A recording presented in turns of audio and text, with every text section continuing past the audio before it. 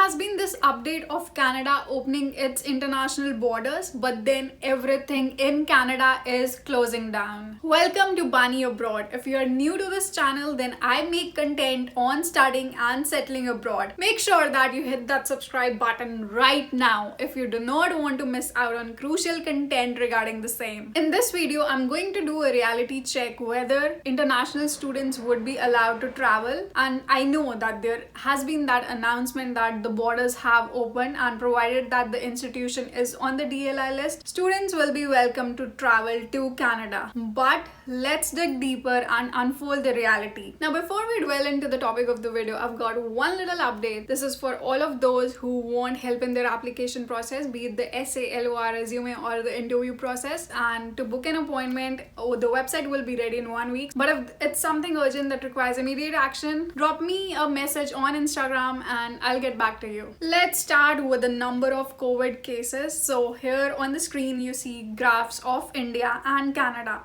and you can see that the graph in India is coming down, the curve is coming down, but the Canada one, we saw an increase from March to April, and beginning May it started to drop down.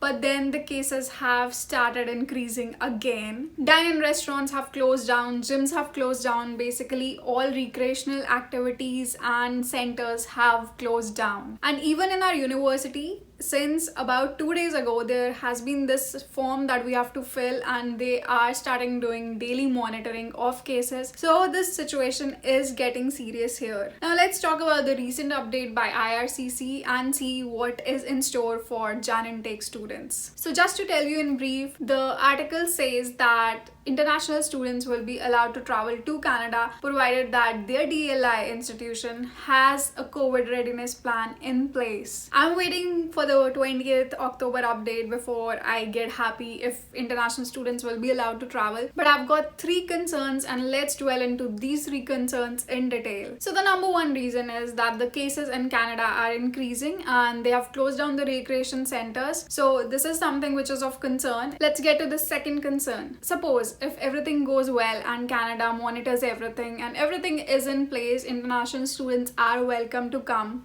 But then what about India? Will India open its biometric centers? Will the VAC centers open in India? Because unless they open it, you won't have that entire application process completed. You won't have your biometrics, you won't have your medical. So that's one another concern. Maybe in another country, the biometric centers will open and the students from there will be allowed to travel. But again, let's see what the Canada government says about the VAC centers back in India. But what if nothing opens in India and you're not able to complete the application process? Then you won't be able to come to Canada. Now coming to the third concern. So okay, Canada has opened its borders. International students are welcome to apply. The biometric centers have opened up. Students can go and do their process.